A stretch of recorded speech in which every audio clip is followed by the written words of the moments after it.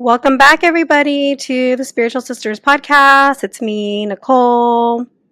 Hey guys, it's me, Gabrielle Celeste, and we are super excited to have the one and only Sheryl Wagner, my mediumship teacher, on as our guest today. Hi, Sheryl. Welcome. Thank you so much for being here. We're thrilled and excited for this episode. Oh, thank you so much. I'm happy to be here. Thank you.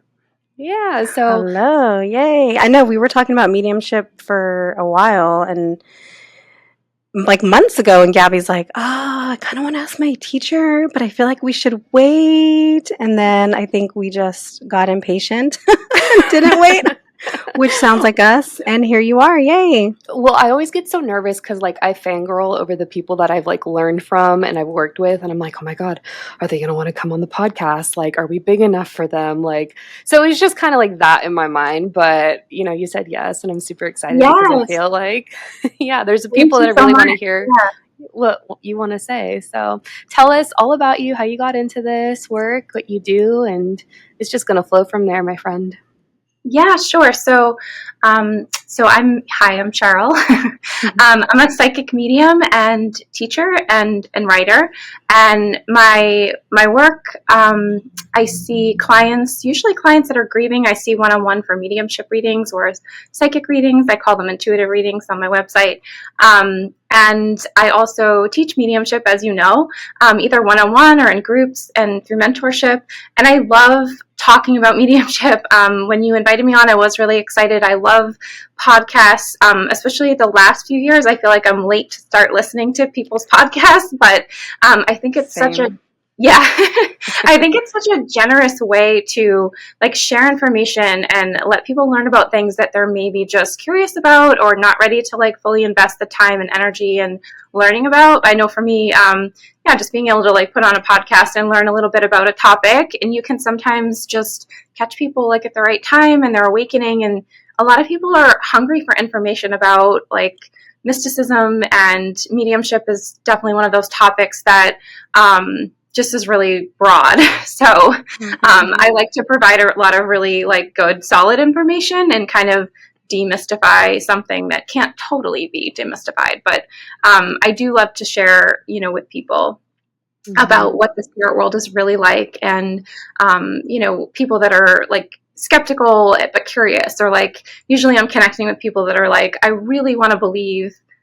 Could you, is this going to be validating? That's usually who my clients are. People that have a strong sense of, mediumship is interesting to me, but I want to know more. And so, yeah, I love talking to people about that. So I have so many questions. I knew it. I knew it. I was just I see her brain working. No, I feel like that.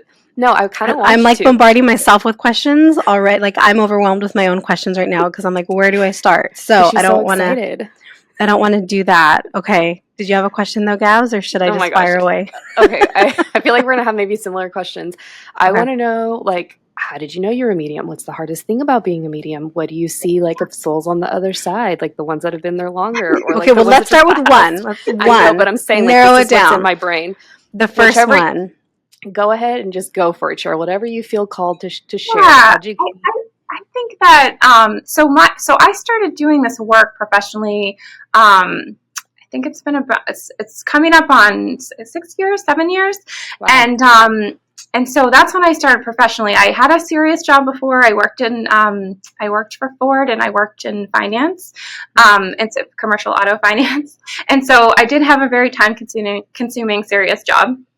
But I had this sort of different awakenings throughout my life. And so I can look back at my childhood, and there were definitely really interesting experiences.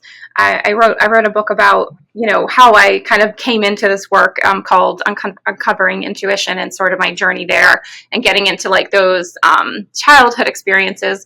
But in 2004, I had a near-death experience, and that was probably one of the bigger things that kind of, I don't know, maybe opened me up more. And I think we all have those, every medium that I connect with, and every person really that feels like they're awakened has had those, sometimes traumatic, but sometimes those, if you think of your own experiences, when did I connect to the spirit world and have that belief of oh, this is real, or like, I don't just live in the world I thought I lived in. Like, there's something more. And so, even if like you consider yourself, like I sort of do, as like a child that was definitely interested in like mysticism and like hang out in the woods or whatever. And my mom is also very, very witchy, and is sort of accepted in our family to a point. I think that there's different phases in our life and different things that kind of like open us up more. And so the near-death experience was definitely one for me. And then in 2017, I had, really just was burning out for my job and had a lot of like personal issues that were going on that kind of led me into this, I guess, energetic breakdown where I had to change my life. And so this is what happened for me. I ended up making a lot of changes, and one of them was my work. And I started working in mediumship, and pretty quickly like doing that as my full-time job. So you talk about being a child and having those experiences. So I wonder, do you remember maybe the first, or is there one that really sticks out for you as far as something that either made you question or even made you scared, or just kind of when you look back at it now, that kind of incident where you were thinking, where you can look back at it now and think, oh, that was this, or that was how I knew, or that was what I relied on to help me to get to do the work more professionally? Yeah, I think that my childhood experiences always felt really neutral to me. Like, they didn't feel really exciting or really scary.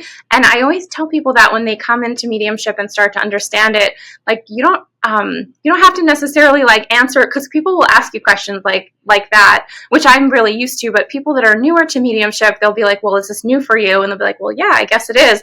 But when you really understand mediumship and how subtle it is, you can look back on your childhood and you can understand like times maybe that your guides were connecting with you. And so for me, I'm really visual, and I would see people in my mind. And, now I'm, in my 40s, and I'm like, there's same people have been there in my mind. You're in your 40s? So that's the most shocking thing I've heard all day. Because I thought you look so young. I thought you were like in your 20s. Oh, thank you. No. I was like, her kids are teenagers. I was like, who's this baby? I have 9 kids, yeah. 17 and 19. Oh my gosh. No, you don't. I better be in my 40s. Wow. Sorry. Go ahead. For anybody looking, like she looks so young. So I'm like, what? The way work keeps you young. My office. Thank you. I need some of that then. Like, yeah. Give me your setup. I know. No, it's like the windows. I'm sorry, I didn't mean to interrupt, but I was like, no way. Okay. Thank you. So I think just like those childhood experiences were more neutral.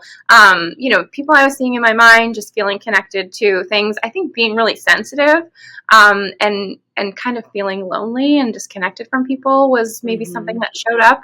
That was sort of if you think of like a sign or a symptom about mediumship and what's going on. And then, it kind of subsided for a while and didn't really kick back in until, around that near-death experience and more like dramatic experiences throughout my life, when I would really be like feeling the spirit world really strongly and like seeing my guides.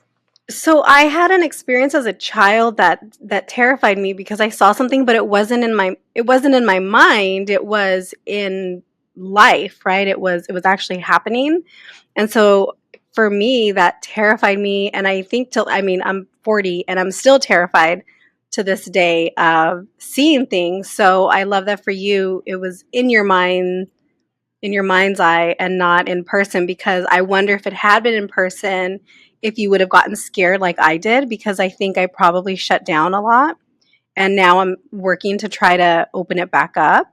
But I wonder if you think back, do you think you would have been scared as a child if you would have seen something, in your bedroom or in your living room? Or do you think that it was so neutral to you that it wouldn't have mattered either way? Yeah, I think that if we're open to seeing things, we can and we will. I see quite a bit more, we call it like objectively, like so outside the mind. And it really is, I think, still our mind, but it's just almost like a projection. So I see a lot more now than I did when I was younger. When I was a kid, I did see a lot of things that way, but nothing that scared me. I think I just thought, I was a strange kid, or I don't know what I thought. I didn't really compare myself to anyone. It wasn't like it is now, where people like talk about their experiences and like we know how we should be. I spent a lot of time alone as a kid, and I think it just like was my normal. But I think to speak to what you said about feeling like of being afraid of seeing things, like I don't like to be startled either. And so I'm someone who, is really to like really one degree, like I'm not afraid of the spirit world at all. I know a lot of people are, and I respect, people's fears and apprehensions. A lot of why I teach and write about mediumship is because I want to dispel the fear that there's anything to be afraid of. That being said, I don't like to be startled. Like I don't like to walk into a room and see a face flash up, or to kind of come into my office when it's like a bright sunny day and feel like a spirit person in here is one thing. But if I'm like walking upstairs at night and it's dark, I don't like the jump scare. So I can understand why that's startling. And I think it takes so much work and self-development to like train our mind that like this is safe and you can't be harmed. But still, I don't like scary movies. I don't like to get my adrenaline going, because I will see things, and not everything we see is from the spirit world. Sometimes we could be seeing, psychically, like things that are left over, or like, like be in a house or something happened there, or there's like energy, like you can sort of see that like, imprint of what's left behind, and that could be scary. It could be a scary scene, or something like that. So, yeah. Oh my gosh. Yeah. Okay. Oh, Gab. But I don't think that can harm us. I don't believe it's a living energy that can harm us. Okay, so oh my gosh, I'm so excited. Mediumship, how do you practice? Like, what do you find is the most healing for your sitters?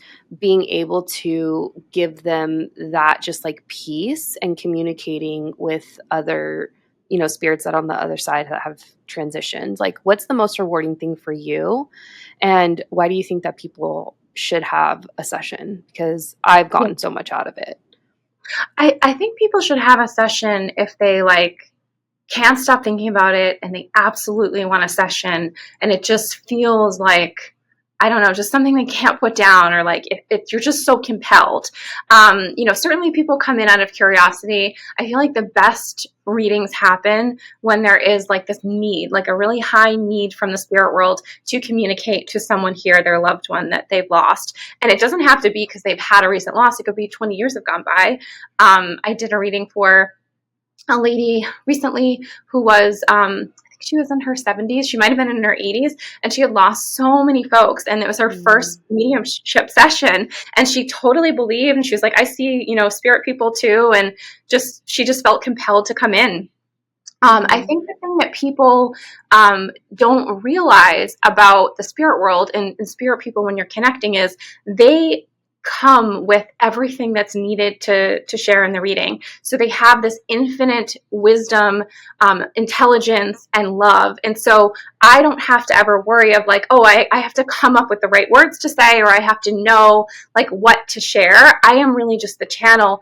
And when the energy is right, like when your client has the need and the spirit world has the need, and everyone is like pretty open and the energy is moving and flowing, it's just miraculous, the information that can come through, like those details of someone's life that's just so validating, and allowing them to kind of say like, I see what you're going through in your life, like I'm here for you, remember when we had this memory, and like this is how you're going to move forward. And I think sometimes like when just you have those readings where like the power is so high and there's that need of the spirit world and the need of the sitter.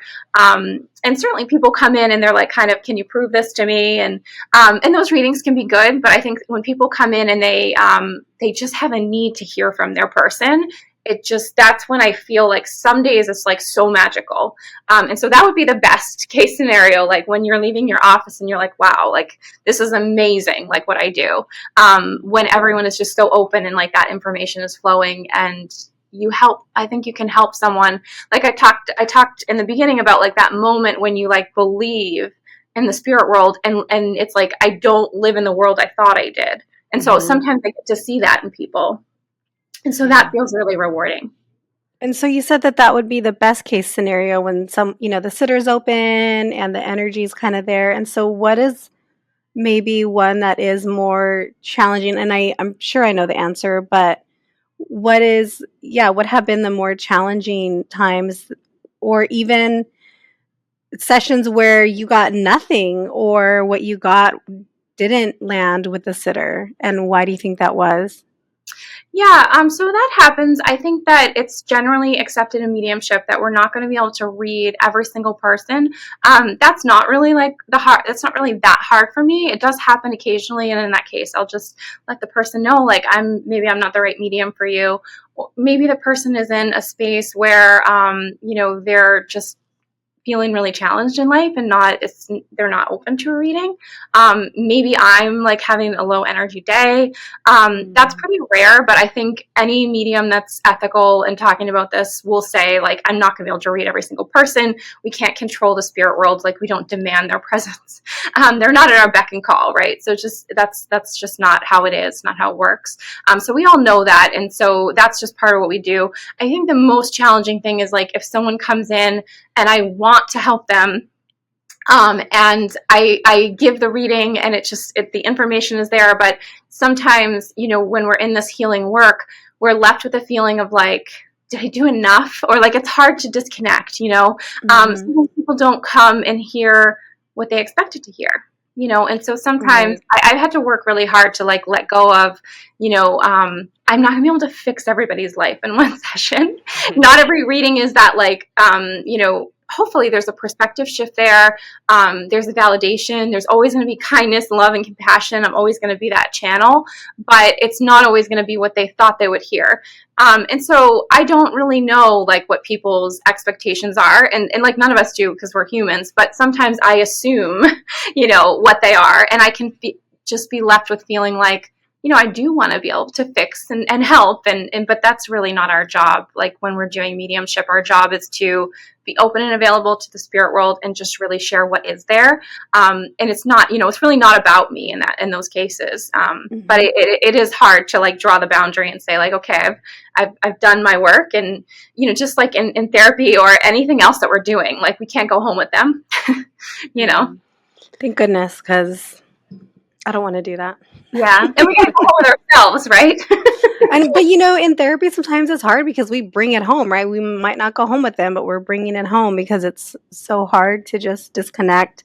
So I wonder too. I mean, same thing with mediumship, right? I've heard, and not specific to mediumship, but just any time you're doing any type of energetic work or working with spirit or spirit guides, where it's, you need to have your office hours and when you're available and when you're not available. So that way you're not being bombarded at 3 a.m. or when you're driving or something like that. So yeah, absolutely. Mm-hmm. So what would you say is the hardest part about being a psychic medium? Because for me, like, I know when I was younger, it was harder to know more about people than they knew about themselves, even though it's only just something I vocalized in the last couple of years when my Saturn return hit and I started doing this work. And how do you resource yourself as a reader? And you're maintaining your energy levels? Because that's something, like, I've definitely found along the way that I'm like, shit, I'm learning as I go. And I guess this is like 3 parts to the question, but, like, do you find yourself using different clairs as you're reading psychically versus as a medium, or do you kind of just siphon through all of them in the best way and nicely? Well, before that, I'm wondering if one of you can explain what the difference is between a psychic and a medium, because I think for people to understand that last question, they need to understand the difference between the two. I'll give that one to Sheryl because I'm still figuring it out. Yeah, absolutely. So when I say psychic, I'm connecting to energy of this world. So, like, living energy. So maybe you've noticed, I want to give a couple examples for people that are listening. So if you've ever felt like the energy of objects, if you walk through like a secondhand store, or you're in someone else's home and you can, like, feel their energy, or if you ever walk into a room and there's been, like, an argument that's taken place, you can feel, like, that psychic energy that's of the earth. It's not a living energy. So mediumship is you're connecting with the spirit world and you're acting as the medium to relay that information as that channel. Psychic is coming from the person or the environment. And so those are the differences. Okay. When Gabrielle's talking about clairs, those are the senses that we use, and we use our physical senses. So like clairvoyance is seeing, clairsentience is feeling, clairaudience is hearing. There's clairalience, that's smelling. I'll try to get them all. Clairgustance is tasting. Claircognizance is knowing. And these senses we use in mediumship to receive information. So I'll tell my client when I'm connecting in mediumship before the reading, I'm going to connect with the spirit world. I will hear things, I'll see things, I'll feel things, I'll know things. I'm going to share everything with them. I don't hold anything back. And then I will just do that. I will, describe my experience to them, and maybe I have a woman here and this is how I'm seeing her. I don't get a lot of smelling and tasting, so I don't talk about that in the beginning because it's just extra information for people, but it can happen. And I don't choose the way that I receive that information. And so I am a medium that sees and hears. I think most of us that are doing this work have all our senses working. I think some are more comfortable for us, and we can get really focused on like which sense is strongest and how I want to operate. For me, my feeling and knowing is strongest, but I really experience it almost as like the spirit person is blending with my mind. And so through that blending, like the mind is controlling the senses. And so it really doesn't matter to me which senses I use. But I think part of your question, Gabrielle, that I don't know if you actually said this, was like psychic work takes less energy. Interesting. Energy. Yeah, and so we could do lots of psychic readings in a day. I feel like for me, mediumship, because they've got to be so clear and really that like channel for them and to impart their message and stay with that link, right? I'm bringing that third, that there's a third party there. And so for me, the mediumship, there really is a limit to how much we can work and to manage that energy. And that's something you had asked about is like, how do I resource myself? And because that's anyone that's doing this type of work or like working in a helping or healing profession, like our energy is our currency. So we do really need to resource ourselves. Otherwise we're like working on empty. Yeah. So, I mean, I have a therapist. I always have, different things like that, like really practical things. Taking time for myself is really big, like not overscheduling myself, having boundaries, always looking at it, adjusting it. I have a business coach that helps me a lot, like so that I don't end up burning out. I hire people to support me when I can, in like admin stuff and things like that. Mm-hmm. And so I think those are just like some basic level things, but rituals, routines that can like nourish us, things that can fill us back up, like somatic practices, chanting when we need to, all those things like the elements that are going to help us, feel strong and vital. And I talk a lot about that in my writing, on like how people can kind of fill themselves back up and like what those tools are. So, because I think that's important for everyone. Totally. And for those listeners out there, because we know we have a lot of spiritual girlies and even psychics listening, it is a non-negotiable. The self-care is so important, and take it from someone who learned the hard way this entire year. So you have 3 psychics preaching it right now. So thank you for sharing that. I love that. Yeah. I don't identify as a psychic. Don't misidentify me. So I mean, I would say that everyone is psychic. I would say everyone is psychic. But. I have a really hard time with the word psychic. She does. I'm so about that. I know that, like, I'm not interviewing you, but will you tell me, like, what? Tell me why. I think interview it's her, just, please. I think it's just the stigma around, just the stigma that psychics have gotten throughout the years, like the Miss Cleos and the, 1-800 psychics throughout the years. So I really struggle with the word psychic, even when I've sought out in the past. Like I cringed thinking, oh my gosh, I'm going to go see a psychic. But if I think, oh, I'm going to go see an intuitive, or I'm going to go see a spiritual advisor, oh, all day, every day. Yeah, I went for some spiritual advisement, But to say, oh, I went to go talk to a psychic, it's just that word, I think, just got kind of dragged through the mud, got taken for a ride, and it makes me really sad. So even this week, so over the last couple of weeks, we were trying to watch The Haunted Mansion. Okay. And so we watched the first half and then we watched the second half. And even in that movie, there's a medium. Tiffany Haddish is the medium. And even in that movie, they're, still just poking so much fun at the work. And I was like, man, these, we can't get a break. So I feel like the word psychic is very, it's almost like the butt of the joke. But if you say, oh, I'm an intuitive, I'm a spiritual advisor, I almost think like psychic rebranded and got some new names to them. So that way people don't, I don't know. I almost see less people using the word psychic unless it just all means something different. I think I heard recently that psychic and intuitive mean two different things. So when I heard that, I was like, oh, so maybe I've been thinking about it wrong. But yeah, I just think it's gotten a bad rap throughout the years. And so it makes me like sad, but then also. But Nichole, you're doing this work. Like you're in it. And I've seen you work and I've seen the messages that you've gotten. So I'm like, there's kind of no way around it. Right. So in that sense, I feel like when I get those messages, I feel like I'm getting, well, what are you talking about? Like mediumship stuff? Because in that sense, I still don't even like to call myself a medium because I don't feel like a medium. I just feel like, well, sometimes I get information and I don't know why or how, but it just comes to me. And so, yeah, I think I'm still having a hard time figuring out what I get and how I get it and what I'm doing. Yeah, I totally get that. And I have a lot of clients and students that are, like we call it, like in the mediumship closet. And like, it's true. And it's like one of those identity pieces. And I really do feel like that's an accurate statement, like in the mediumship closet or that's like psychic closet or, and like for someone, like I didn't like using that term closet, like I didn't come out as like gay until I was like, I think 38 or 39. So I definitely, like, I'm not just throwing that term around.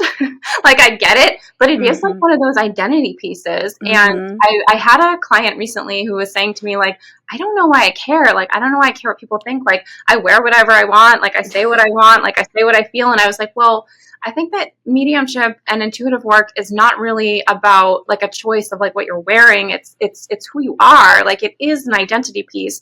And so it can feel really tender and vulnerable to like chat with people. And it brings up a lot of things in us, like, because if we've always been this way, like Gabrielle, you were saying, feeling like knowing things about people, like when you were a kid, I see so many people that like were that sensitive kid. And then what happens is like when we're the most sensitive person in the room or the household or the classroom, it's like we know the temperature of everyone else's emotional state. Yes. And sometimes we start to take like responsibility for that.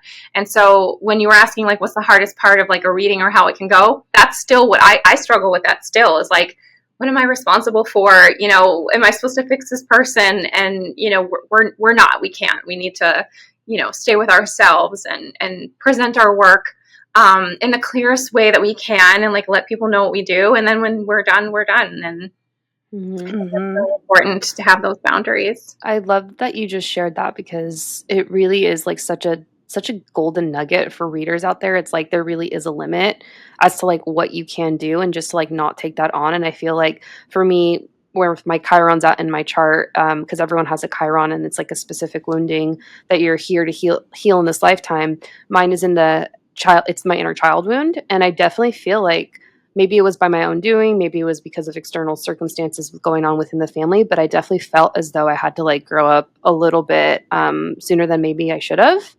And I can now I'm like, wow, that makes a lot of sense. Like there was a lot of like psychic emotional development that was going on that maybe wasn't like, you know, seen. So and I think it's hard to grow up and not be seen. Like it's hard to grow up and not be seen for who we are and like not be able to say like, this is what's happening for me. Like, this is what my inner world is like, you know, or being like accused of like seeing problems where other people don't see problems, or like just feeling like certain situations are a problem for you when other people can't understand it and you don't have the resources or the words as a child to explain that. So I see that a That was lot. a big one for Gabby. Mm-hmm. Where she would see things before and we're like, ah, she's just being, you know. Oh my gosh, thank you for No. validating me. Yeah. I It was love like, it. and then, You guys, she hasn't been nice to me lately, so her saying this, I'm like, oh, my heart. it's not that I haven't. You're just so sensitive. I'm I already so told sensitive. you. What's the point of having an older sister if she can't make fun of you? Jesus. I'm so sensitive, you guys. So I think a lot of times you knew things, Yeah. and I'm just thinking of one thing specifically that you picked up on that everybody else didn't, or maybe didn't want to, and then after a while you were, you see, I told you guys, and by then it was too late. But we came to that conclusion years after the fact, I think. Right. Yeah, and I mean, things are going to happen. I think the whole free will, fate, destiny, that's like a whole different discussion that we could get into, which I think we'll probably save for another episode. It's like things are going to happen as they're supposed to, but I think that's also the hard part about being a psychic. I had this discussion with a couple of our friends, Nichole, and one of your students too, Sheryl, where we're like, we can see what's going on, like in the future. We're reading energy. We're kind of almost projecting our energy out there to see like kind of what's gonna happen. That's like one of the timelines, because obviously timelines can change, but it's hard to like be present and grounded and to like experience life here in the 3D now as a human. So that's like another piece I feel like I've observed as a potential struggle. So I'm not sure if you guys have felt that or if you felt that, Sheryl, but it's definitely something that's been real for me. I noticed that with people, like, when they start getting into this work. So if you were listening to this and you just started getting into this work and you like don't want to do your regular job anymore, or maybe like your partner is like not into this work and like you really are, just consider that those influences in your life are like going to keep you really grounded and be like a really strong support for you. Because sometimes when I see people get into spirituality, it's like they don't want to be in that like mundane part of life anymore. But I think like being in that mundane part of life and still like opening up your abilities like is a spiritual experience. It's like part of the work is like being a human and still having like being open to the other unseen world. Yeah. So I feel like Nichole has another question, but I want to ask this before I forget. And Nichole, it's all you. Your partner, your wife, how has like that just whole experience been? Was she open to this before you guys got together? Like, have you seen her spiritually evolve? Like, I'm so fascinated by the energetics of partnership, especially when one half is psychic. Yeah, so my partner was not into this world at all. She has a very... Is she a Capricorn? Not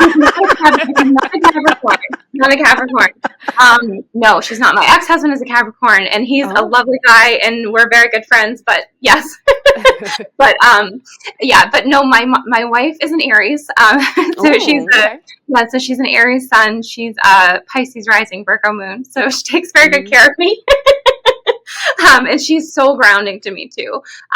So we met online a couple years ago, and we met online on a dating app. I think we might have met on like Hinge or like another like lesbian dating app. I love it. And I put like everything out, like, because I'm at the time I think I was 39. I think I was 39, but I'm like, I'm 40. Like, this is, I'm getting, and I recommend this for anyone. Like, just put it out there. And I put my work and what I do, and I did get a lot of weird messages from people and nice messages from people that don't understand mediumship. But it was really important for me to be like totally upfront. And my wife's name is Rachel. And Rachel was like, I'm so curious about what you do, but like, I'm not going to ask you questions about it. I just want to like, learn about who you are. And so she was open to it from the beginning, but she's told me since, she's like, I thought it was kind of strange, but I was like, I'm just going to keep an open mind and just like learn about you from you. And I think that really worked. And she does have a lot of interest in like the afterlife, and he loves like I do, like old cemeteries. And we both have a similar goal of like visiting the Magnificent Seven, like throughout the UK, like those older cemeteries, and find the energy really peaceful there. But she's not like into this stuff, I wouldn't say. But she, she's come to a lot of my DEMs and seen me work, and I've done readings for like her friends and family at times. So I think she knows a lot about what I do. But she is really grounding for me. I love that. Yeah, so you don't have to be with someone who's also, I think it's actually nice when like one of you is like a project manager and you're like firmly on the ground. Like, so that's a good point, because even being a therapist, my husband is also a therapist. So sometimes it's too much.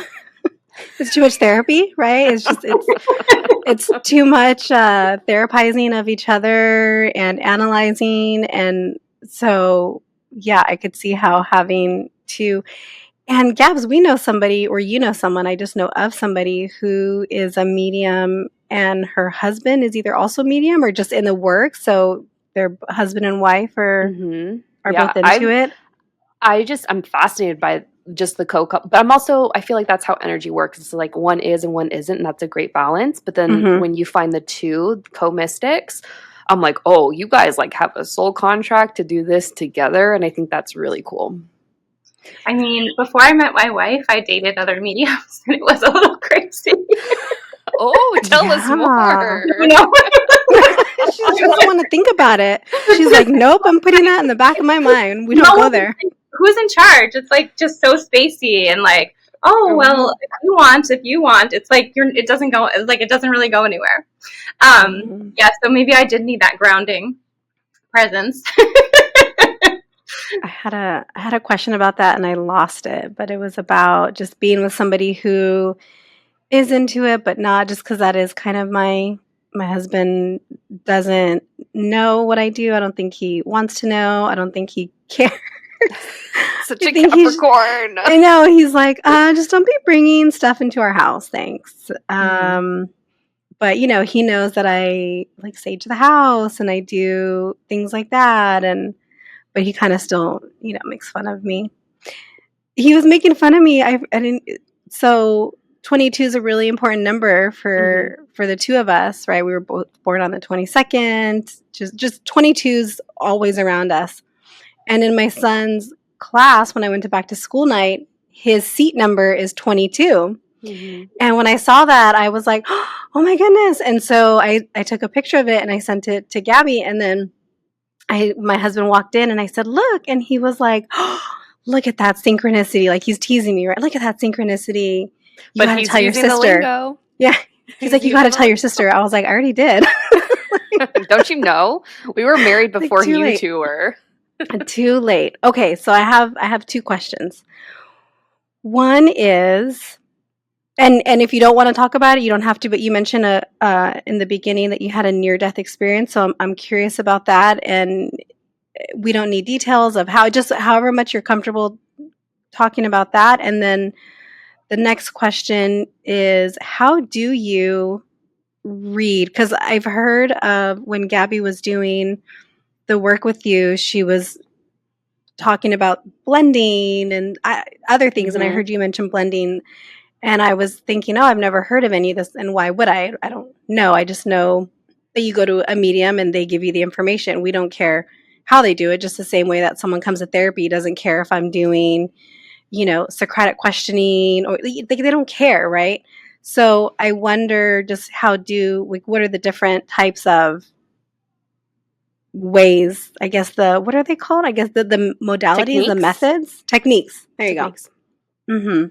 Yeah. So I'm happy to talk about the near-death experience. And I did really, I don't want to say like cathartically, because I feel like writing is not cathartic, but like sharing your story is cathartic. But the writing process, and when I wrote my book, I put there's a whole chapter in there about life and death and about that near-death experience. So that happened in 2004. That's when I was giving birth to my oldest.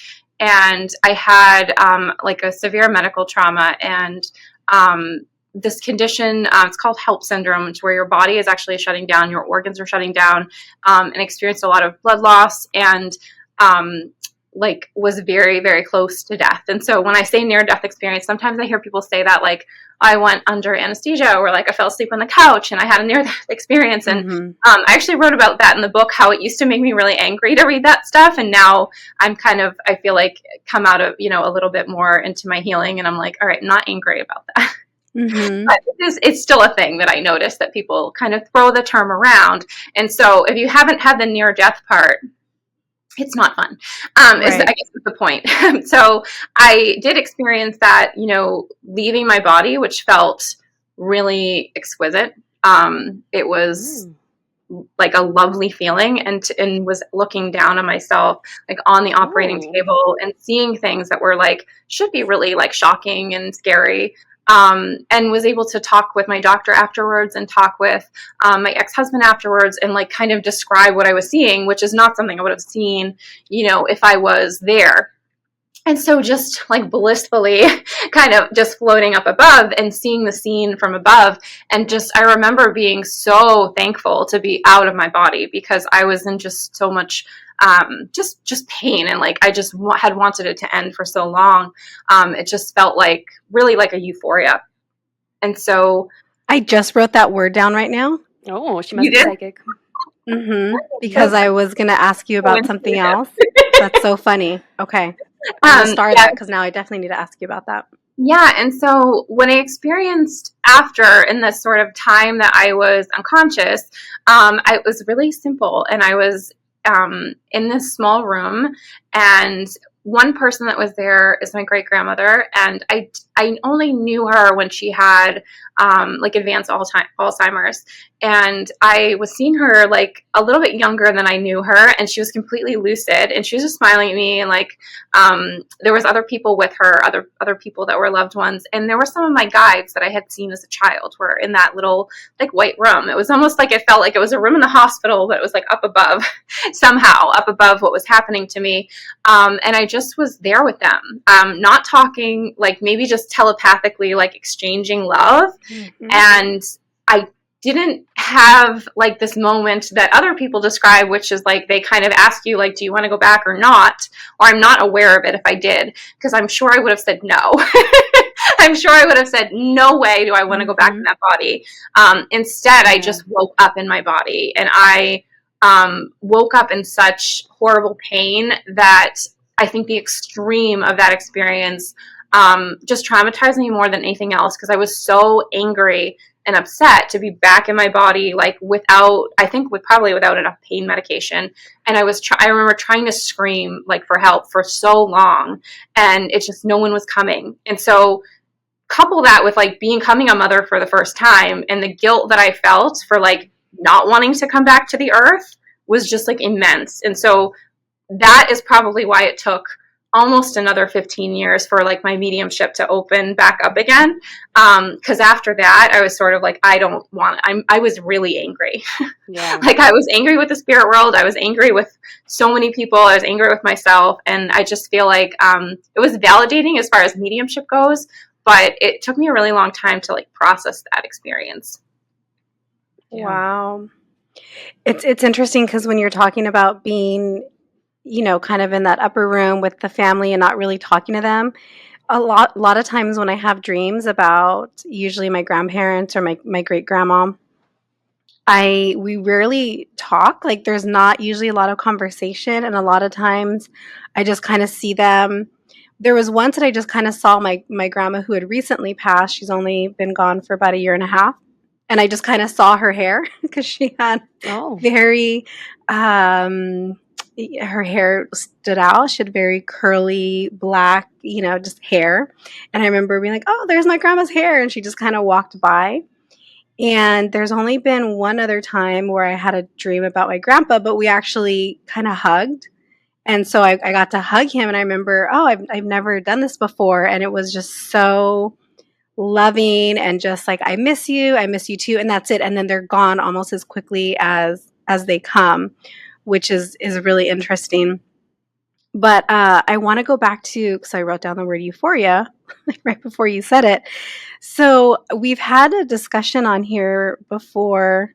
Actually, I don't know if we had it on the pod or off the pod, but one of our friends, Chelsea, and we were talking about how, oh no, we did talk about it. Yeah, it was on a pod. Yeah, so there's been a couple instances, well, now a couple. At that point, it had only been one, and Chelsea had shared it too, where you're just kind of bombarded with this like white light and this feeling of like safety and euphoria, and it's really interesting. And Chelsea had mentioned that it had happened because I think she was helping maybe somebody kind of go into the light who had recently passed and hadn't done that yet. And I had that happen a couple of years ago, and I didn't know what it was, but I remember the day it happened telling Gabby what it, oh my gosh, this like thing just happened. It was crazy, but it was amazing. It was just so blissful. And I had it happen, like a month or two ago, maybe 2 months ago. Mm-hmm. Same thing. I was laying in my son's room and I was awake. I was trying to go back to sleep, but I was awake. And then I just got this feeling of light and just this euphoria of just, oh, okay, I feel safe. I feel loved. I feel happy. Have you had any of that, or have you heard of people describing that? I mean, you kind of mentioned that when you went up, but you were traveling. So have you ever had it though while you were sleeping or just? Yeah, absolutely. And so I would say that's a really strong spiritual experience, and that can happen in meditation. Well, it's not exactly meditation, but meditation can be like a gateway to it. And so in mediumship, we say like sitting in the power, and so that's like meditation in the way that we're sitting with our eyes closed. Maybe we're focusing on our breath to kind of get in the zone, but we're inviting the spirit world to come and be with us. And so, and I've done different like trance work. And so when you're in like trance healing, or you're sitting and blending with a spirit person, you really do lose bodily awareness and you are in that euphoric space. It's a very healing, very freeing, very unlimited space. And so I feel like that is so evidential of being connected with the spirit world, because that is what it's like in the clients that I've spoke to, when they're with I say with their spirit team, but you could just be connecting to your own spirit. But you're surrounded in that unconditional love. You're in that space, sort of that space between, right? And so we can't get lost there. We're always going to come back. There's no reason to be afraid of that, but it is very euphoric. And I feel like that's when I say people, or we all are like love at our core, that's what I mean. Like that, our spiritual essence, being in that suspended in that loving space, like letting the spirit world hold us in that space. That is like, we talk about being resourced. Like that is a way to just fill yourself up with love. Mm-hmm. Yeah. Go ahead, Nichole. No, I was just going to say it was really interesting because I know even like the first time it happened, I was just sleepy and I wasn't even really in the work. And I just remember being like, oh, that was amazing. I can't wait for that to happen again. And then with Chelsea, I think it was more,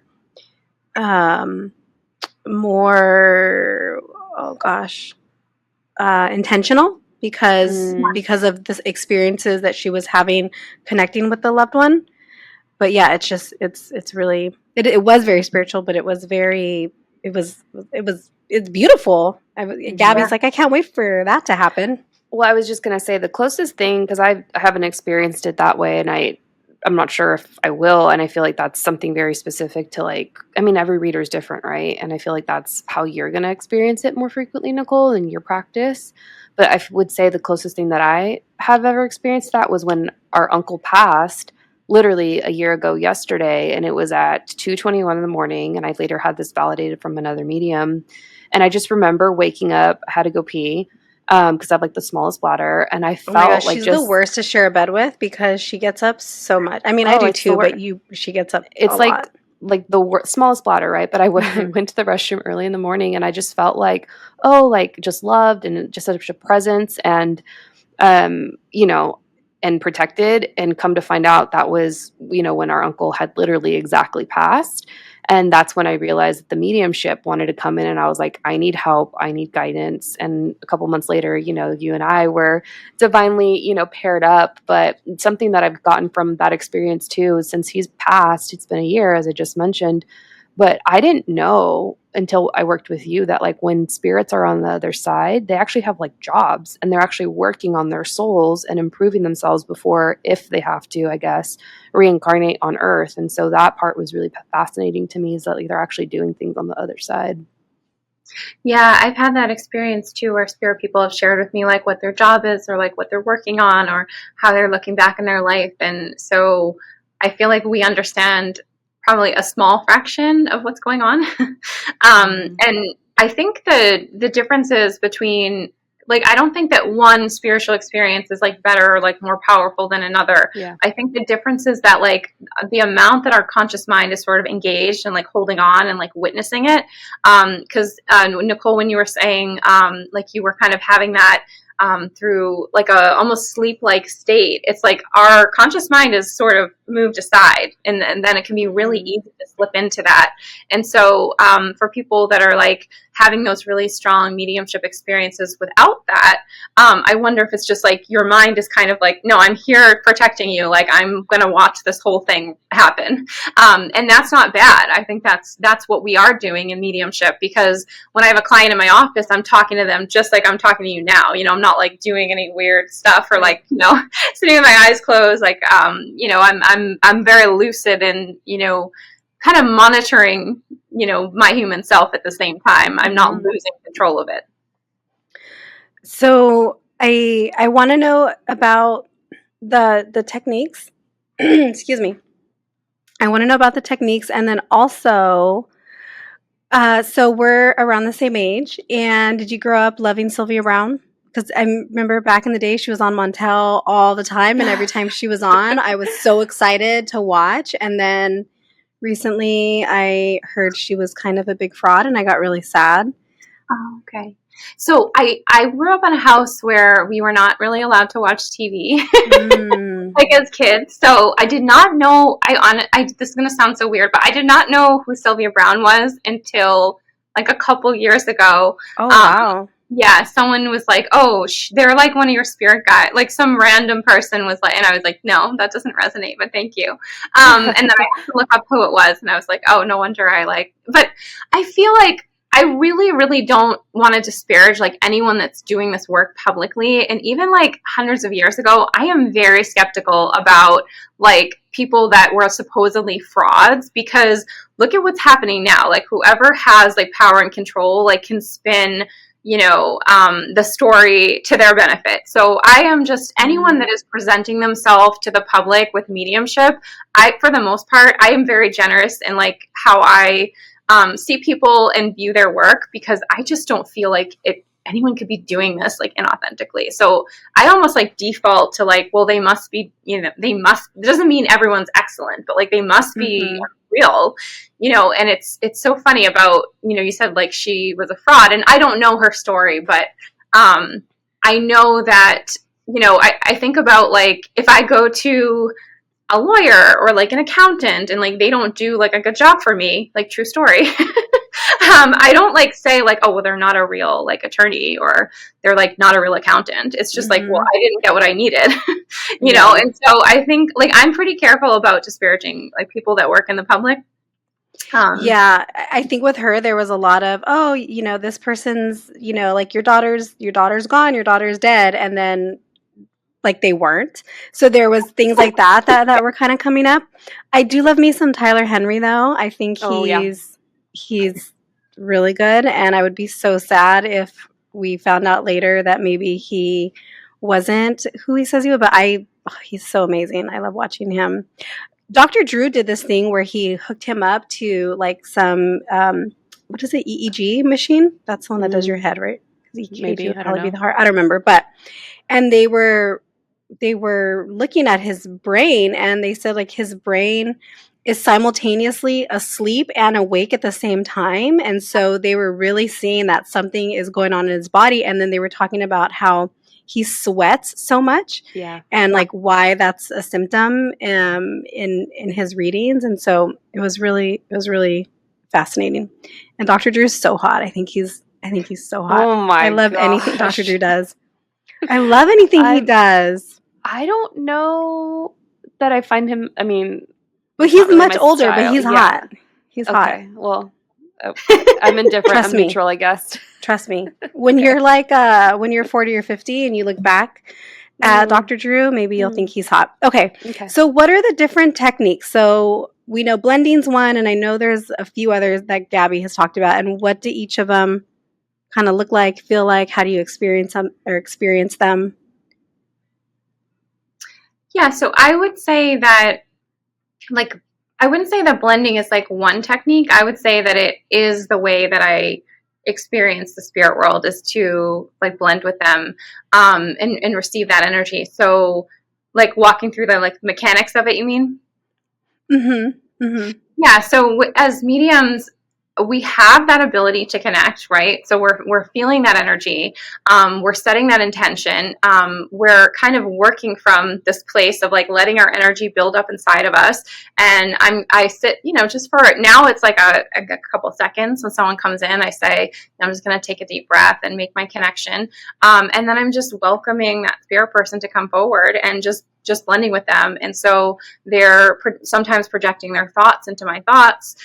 Sometimes they'll see things or hear things or know things. And as I share it with my client, I'm receiving more information. So it becomes this continuous flow of energy. And so I wouldn't say that like there's different techniques, but probably everybody works differently. Probably every single medium has a different space, for example, like in their body. So they might physically feel different. They might emotionally feel different. Like you feel the atmosphere changing around you. And so if you're someone who's like looking into developing mediumship for the first time, I think it's really important to know like you're going to be different than everyone else. Like we're all different. And that's one thing that stalls people is we see how someone else works and we want to work how they work. Right. And so we're waiting to see when we might have everything else we need, or we're waiting to hear it, or we're waiting for mediumship to be like a Hollywood movie, when it is really just so subtle. It's incredibly subtle. And it only becomes more subtle, really. And it's like, as mediums, we become better at like living in that subtlety. We move ourselves into that subtlety, and that becomes our real world for the time we're doing the reading. Is remote viewing something that's used So glad you asked. in mediumship readings or So it can be that you have a client that comes in and says, where is, my dad left something for me, like, where is it? And, it's like, it's under the floorboards, or, we like try to move ourselves into that place, or let the spirit person show us around a scene. That certainly can have a place in mediumship. There's definitely psychic mediums or psychic folks that do like detective work. That can work on cases and things like that. Yeah. It's not something I do. It's something I've done in practice, but it's not something that I do, or it's just not my choice of work. It doesn't feel as rewarding to me, but there's some people that love doing that and are great Jonathan at it. Marks, I think he's a big one that does a lot of forensic, I guess it would probably be like forensic mediumship, where he works on a lot of cases and things like that. Some of his stuff has been pretty interesting, but yeah, that's like its own branch, I would think of, but so fascinating. It is. It can definitely be its own thing. Mm-hmm. It's so hard. That was like the one technique I was like, oh my God, 50-50 on this one, baby. So what were the ones that you were doing, Gabby? The ones you mentioned right now, but remote viewing was very challenging for me. And I mean, I feel like my third eye is pretty strong. So yeah, I would definitely have to practice that one a little bit more. Okay. I feel like I had so many other questions, but we're like at an hour already. So, Gabs, do you have any last questions before we ask Sheryl where people can find her and what she offers? And Not at the top of my mind, but like this was a fire episode. I feel like so many people are going to get such great information from this one, and I loved it, and I'm very grateful for you, and I have gotten so much out of our time together, and I'm grateful for the work that you do. Thank you. I appreciate it. And I'm happy to share and be here with you guys. you'll probably be asked to come back. Hey. I would love to come back. I love talking about these things. I love talking about myself. No, I'm just kidding. Yeah, We I love feel it. like there's so many things, like just there's so many things I have questions about, and I'm sure people will have their own questions, because I think, I don't know, I guess I wonder what the percentage is, if someone has the stats on it, of people who look into mediumship readings versus people who are looking into more traditional, I guess, psychic, tell me what's going to happen in 5 years type of readings. Yeah. I think it's probably pretty close. I maybe I would say it's like 60-40. I do more mediumship readings. And that might be because it's like more, there might be more of a need, or like it's more specialized. And Mhm. probably easier to find someone to do. I mean, I know so many like amazing psychic readers, but yeah, I do more mediumship readings. Intuitive readings, I don't talk so much about future, what's going to happen. It's kind of like what's happening now, like what is your soul experiencing, like what's happening in your personality, like how can you come into alignment, like what are the steps forward, and talking about, you know, the energy of something in the future, or like what doors may be opening, rather than like, I think it's really unethical when we tell people like this will happen. This will happen. Like I do sometimes, if I really feel it, if I just it's like bursting out of me, I will say like, listen, this is what I'm getting. Like timelines are changeable. Like this feels really strong to me. I will share it, but I think we do need to be careful as readers that we're not giving people like time and place in the corner of the street, because then they can really limit themselves and what they can experience in their lives. Yep. One last question before you tell people where to find you. What's that place called? Lilydale? Lilyvale? I think Lilydale is I think it's in New York, right? I haven't been in New York.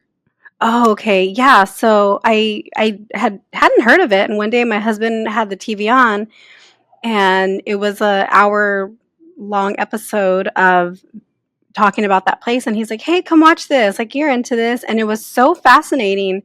And actually, one of the girls in my soul reading method cohort went there a few times recently, and she was asked back because she is a medium, and she had mentioned just some of the things about it. And it was so fascinating. It looks really, yeah, like there's a lot of good stuff happening there, and just, yeah. I have a quick question, Sheryl. Where did you work? I know you're in the Massachusetts area and you spent some time working in Salem. Which of the shops did you, I know we want to do a trip next year. So I was like, we have to like come out and see you if you're open to that. But which shops did you work at? Yeah, so I'll mention two places in Salem. So the shop that I worked at is called Ascend. It's called Ascend Get Lifted, and it's right on Essex Street. And they're great. And I was a reader there a couple of years ago, just on Mondays in October, and they were busy, like nonstop reading all day. They have to have security, and wow. It's a great place. It's a beautiful energy. I had a beautiful office to work in. I loved it there. There's also, I have friends that work at House Witch, which is on Washington Street, right next to the Merchant Hotel. And that's an amazing shop and center, and they have some amazing witches working in there, and like the Aura machine. So those are the two places like I love that I would go into and have a reading. We gotta go, Nichole. I'm pretty sure one of our friends in the Boston area just went to House Witch. I feel like I've heard of that, so it's definitely on the to-do list. Thank you. Have you ever been to New Orleans, Sheryl? I have not. No, I have not. It's funny because someone just asked me that like a couple weeks ago. I need recommendations because we're going to be there in February, and my husband's going to be at a work conference all day. So he was telling me, you're just going to, have time to do whatever in New Orleans. And he was kind of saying, you can go do whatever, like witchy things you want to do. But I'm wondering what good places are out there. So if we have anybody that listens that's from that area, let us know, because I need to start planning that, because I'm going to have a bunch of days to myself, like 3 days to myself during the day. Oh, that sounds amazing. It's 8 hours of doing whatever I want to do that's witchy. Okay, so where can people find you? What's your Instagram handle? What's your website? And then what do you offer as far as any kind of services, coaching, mentoring, freebies, anything? Yeah, thank you. Yeah, my Instagram is at Sheryl Wagner Medium. It's Sheryl with an S. And then my website is SherylWagnerMedium.com. I have a lot of resources. So if anyone's listening and like not understanding like some of the terminology we're using, or like we're talking about spirits or psychic versus medium, I have so many just like educational blogs on my website that are free resources for folks. So almost everything that we've talked about is I kind of have my full explanation there. And I also write on Substack. I write a free newsletter called The Electric Curtain, which is more personal about like my life and the spirit world, and psychic experiences, and sometimes reader questions. I teach mediumship. I have a mediumship membership, which is right now it's about 40 or so folks that meet anywhere between 2 and 4 times a month for mediumship practice and different things that we do. That opens again in January 2024, and that's a monthly membership. And then I on occasion will do one-on-one mentoring. There's a wait list right now on my website, but I occasionally will do one-on-one mentoring and group mentoring I started doing. So there's wait lists for both those things. And then I also do readings with clients. So intuitive or mediumship one-on-one readings. Sorry, and what's the difference between the first one, the monthly mentorship, versus the monthly, or sorry, not the monthly, but the group readings? What's the difference? Yeah, so the group mentorship is more intensive, and that's mostly been folks from my wait list that have joined it, and we meet every week for 12 weeks, and so it's pretty intensive. Last time it was 16 people. This next one that starts in January will be, it was 12 people. This next one in January, 16 people. So it's a small group. It's a lot of teaching. The membership is a little lecture, like a little discussion, meditation, and then we just go into practice. So it's less teaching. It's more of like a practice time. And that started, before everybody was working on Zoom, I had just a couple of different mediumship circles. So that's like where people would come up, either online or in person. And, it's usually like it's $20 when you go to a mediumship circle, and we all sit around and meditate together and then give messages. So I took that online and made it like a membership and just add a little bit more value and community and places for folks to connect. So that would be where people would maybe start if they're interested in kind of learning or figuring it out, versus the group mentorship, because that's more of an intensive. They're going to have to wait because of the wait list. And okay. Sometimes it's funny. Sometimes I haven't like told people where to start. I'm like, go where you feel most excited to go. Oh, okay. Yeah, like go wherever you feel most excited. Some people start, they're like, I want to do the mentorship first and then I'm ready for the group. Or some people start in the group and then they're like, I've got to, wait till I get into the membership. So okay. I'm kind of, like, I feel like most business owners, I'm just like still figuring it out and trying to give people what they need as much as I can. But yeah, people come in all different ways. I definitely recommend like checking out like the free content, because I write everything on my website myself. So there's a lot of it there. And so if you can read what I'm writing and like you resonate with like my voice or my style or like my belief system, I feel like you can really get to know like who I am that way. And that's a good way for people to kind of get to know me. And I just put out, it's the 33 psychic exercises to develop your intuition. I put both those words in there, Nichole, for people like you that are like, but I'm intuitive. And I'm like, but SEO wants you to be psychic. And search engine optimization. Thanks, Google. Yeah, thank you, Google. So I put that in there. And that's a free guide. And then when you sign up to get that guide, you'll get, I think 5 or 6 emails from me that I wrote myself and just kind of explaining different tips and resources. And so that's like a way for people to get to know me and my work and what I'm doing, and then kind of figure out like, oh, does this resonate for me? Because there's so many like folks doing this work, and we're not going to find a teacher or like someone that's going to agree on everything but it's good to find someone that like resonates with you, like someone that like the majority of what they're saying, it's like, oh, that feels true. And like, that's always what I look for in a spiritual teacher. Okay. Oh yeah. I definitely want to check out those 33 psychic exercises. That sounds like it'll keep me busy and help me learn, because I'd love to hear what you think, because they're very grounded and more like psychological. Like they're not as like woo woo as you would think. Okay. Yeah. I'll check those out. Okay. And I just followed you. I was like, I don't know if I'm following her. That page doesn't sound familiar. I think I'm following you on one of my accounts, but not on my other I deleted all my social media apps off my phone for the weekend. So. Oh, good for you. Yeah, I should have said that when you asked, how are you resourcing yourself? I'm like, that's what I'm doing in these times. Like, I take 2 days off and then I come back on. So, Oh, that's Good for smart. you. yeah, thank you. It's not easy. Gabby could never. I mean, I could never, but I had to. I have to. And I'll be honest, after 5 hours, like, it was like medicine. It was like medication for me. It was like, wow, I feel so good right now. I had to I turn was off off all the my gram for notifications. I was off the gram for 2 years. It was great. Now it's a little Yeah. bit different. So Yeah. A lot. It's so, that's a huge energy suck. And like, we could do a whole talk on that. Mm-hmm.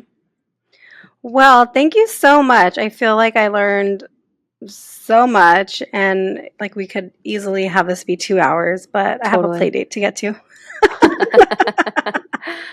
No, Anything else, Gabs? I'm good. Thank you so much, Cheryl. We will Thank be in you. touch. It was great talking to you guys.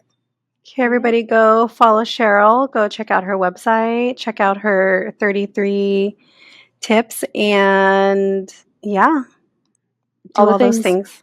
All the things. Okay, we'll see you guys next time. Bye.